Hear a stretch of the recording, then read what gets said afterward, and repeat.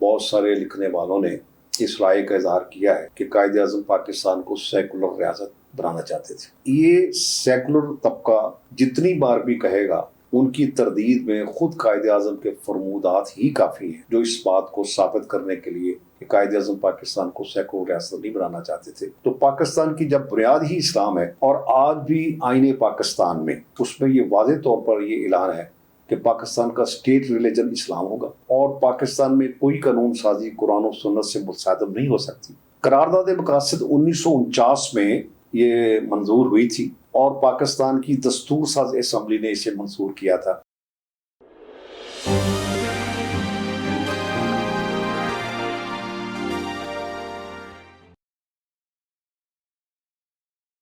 بسم اللہ الرحمن الرحیم۔ جنگ کے ایک بڑے کالم نگار ارشاد احمد حقانی ہوا کرتے تھے۔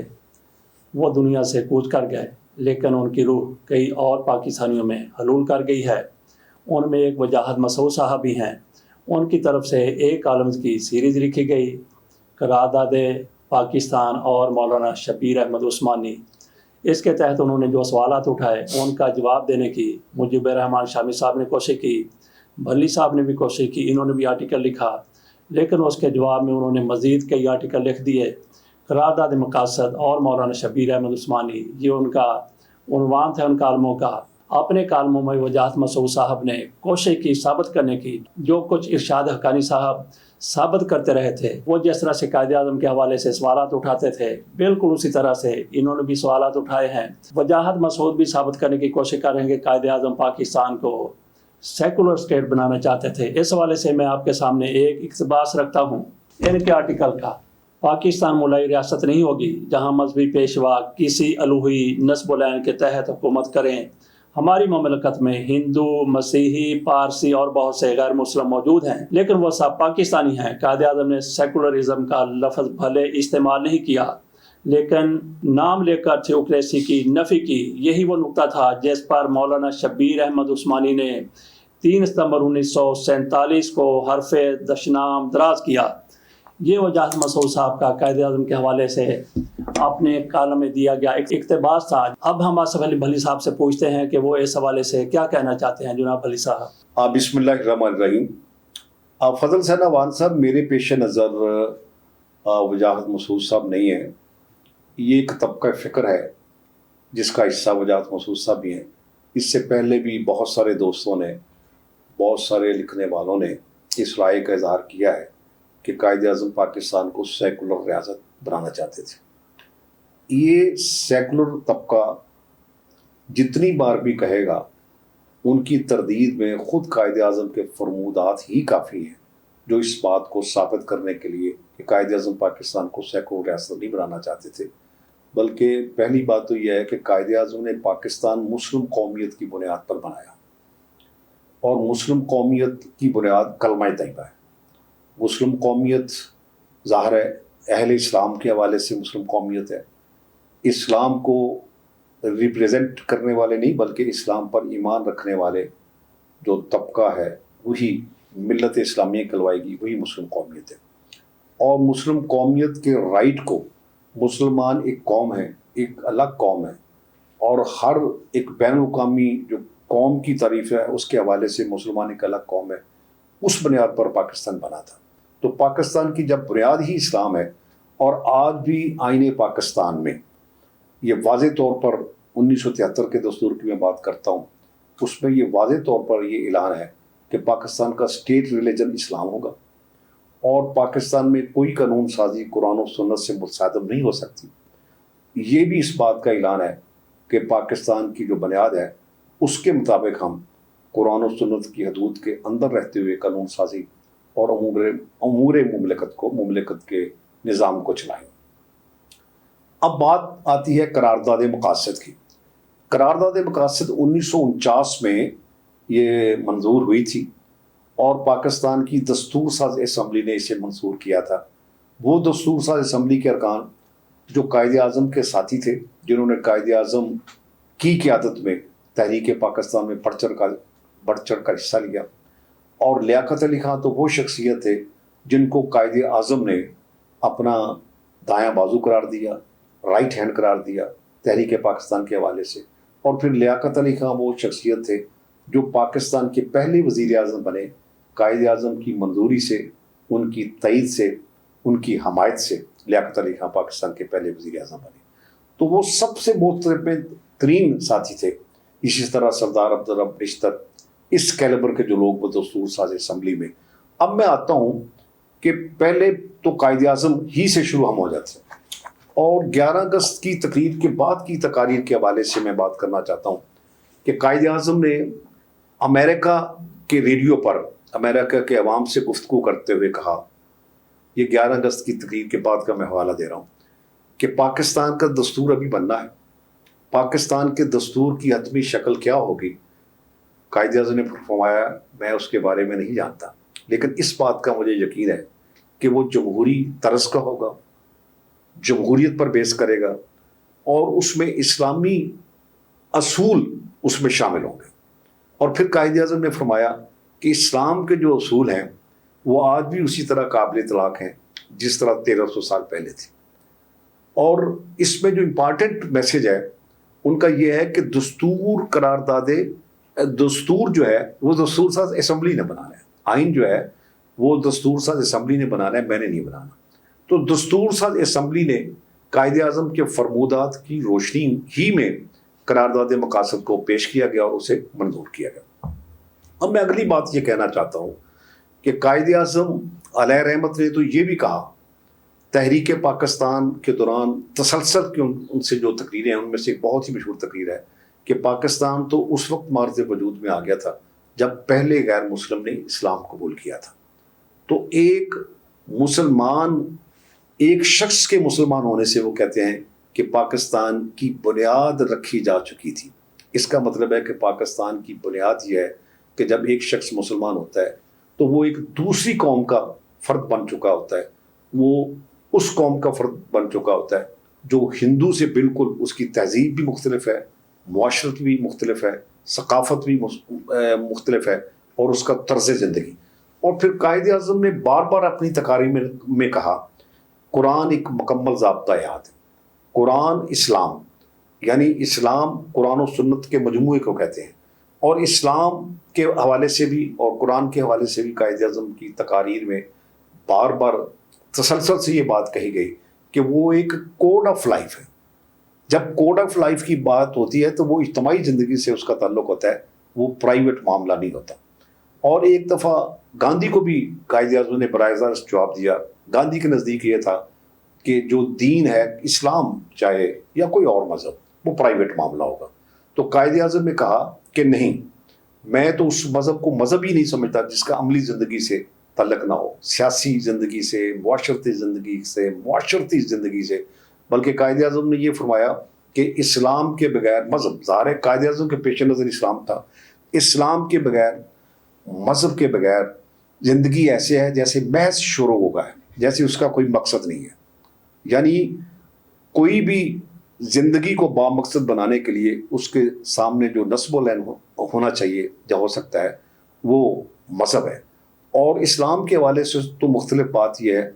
اور منفرد بات یہ ہے کہ وہ ایک مکمل ضابطہ حیات ہے. جس طرح وہ ہماری انفرادی زندگی میں رہنمائی کرتا ہے, اسی طرح وہ ہماری اجتماعی زندگی میں رہنمائی کرتا ہے.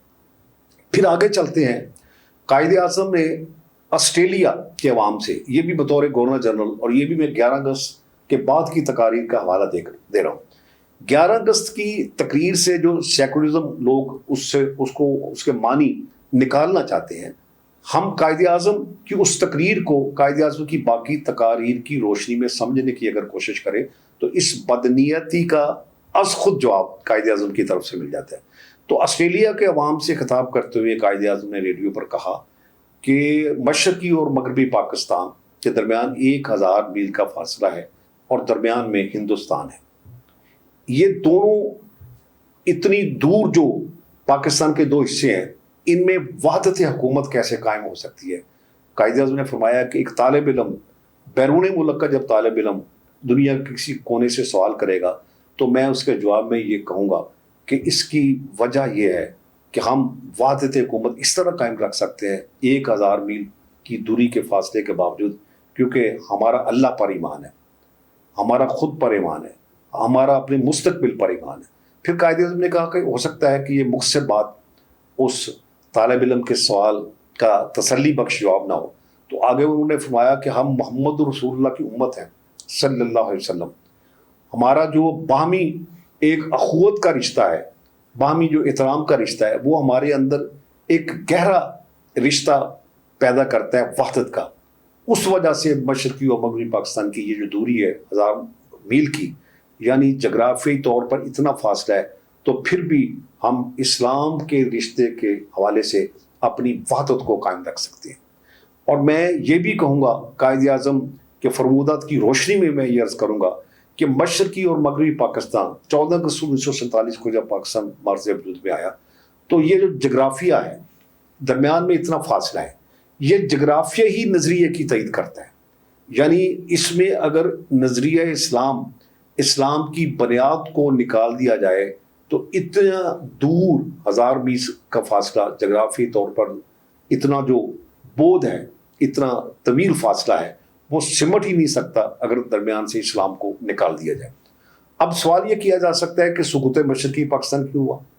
اس کی وجہ بھی یہ ہے کہ سقوط مشرقی پاکستان یہ نہیں ہوا کہ اسلام سے تعلق کی نگیشن ہو گئی ہے، بلکہ سقوط مشرقی پاکستان یوں ہوا کہ ہم نے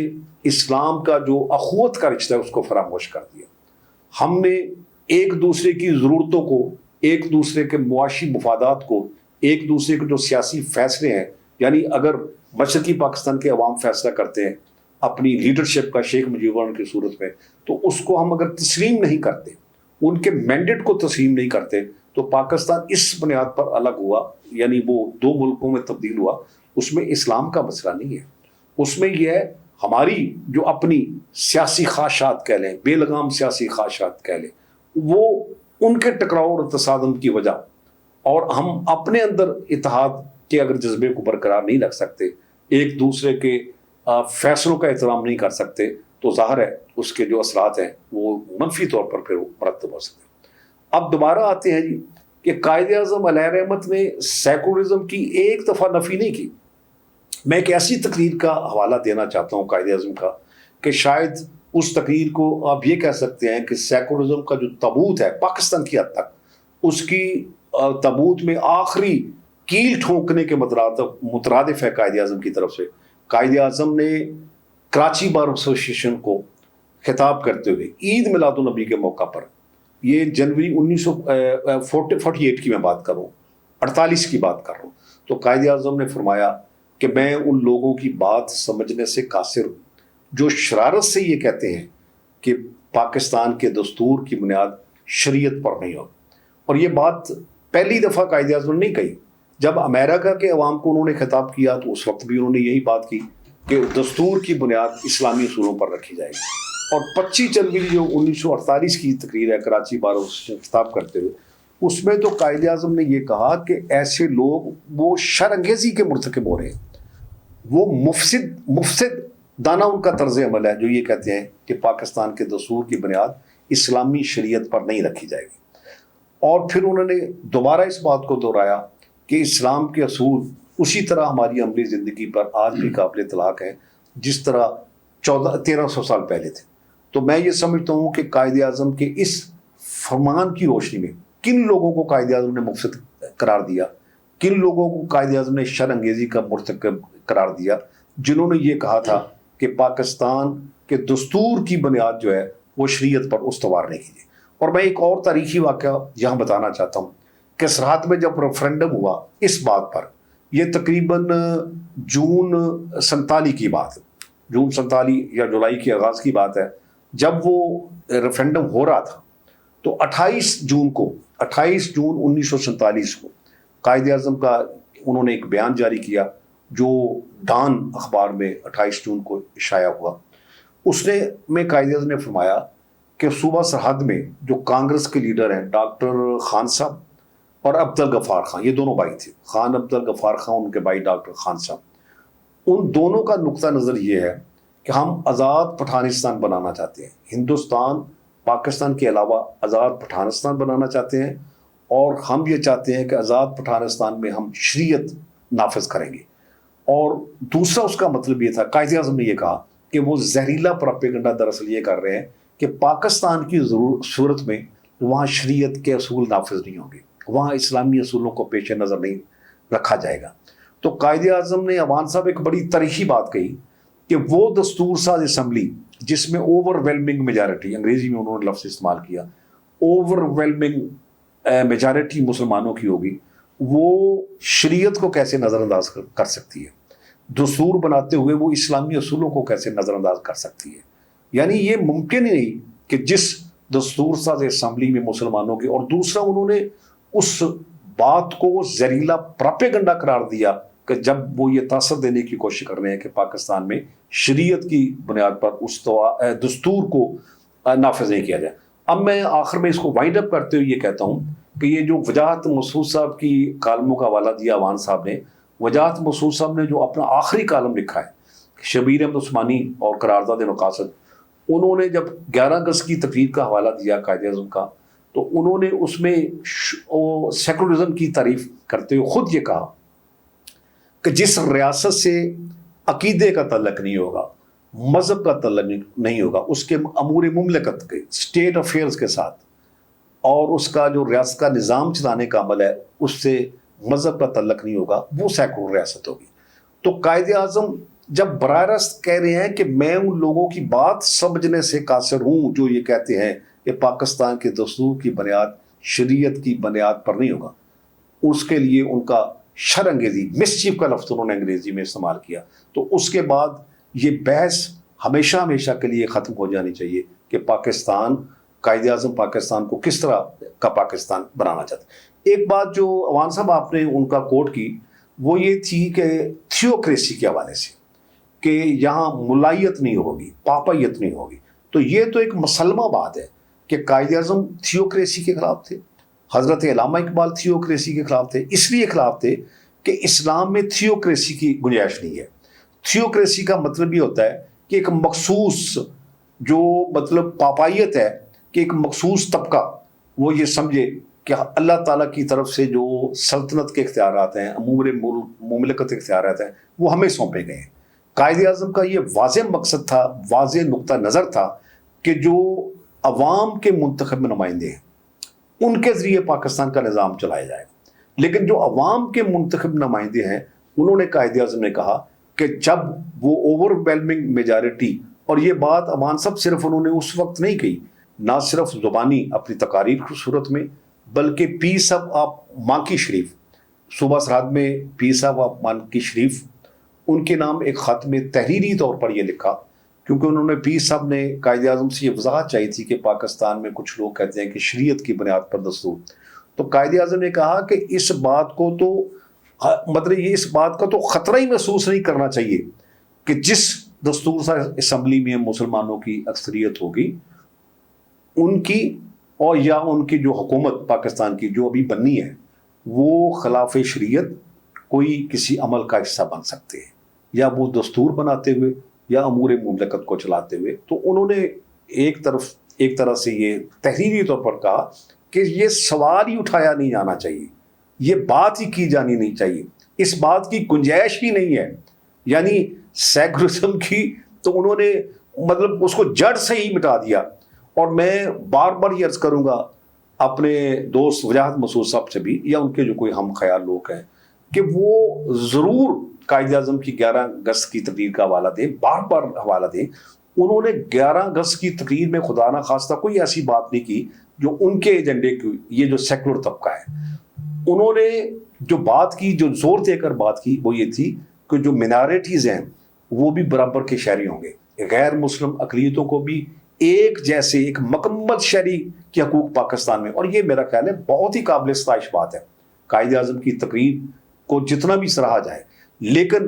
اگر کوئی اس میں بدنیتی سے اور طرح کوئی مطلب نکالنا چاہتا ہے تو قائد اعظم کی 11 اگست کی بعد کی تقاریر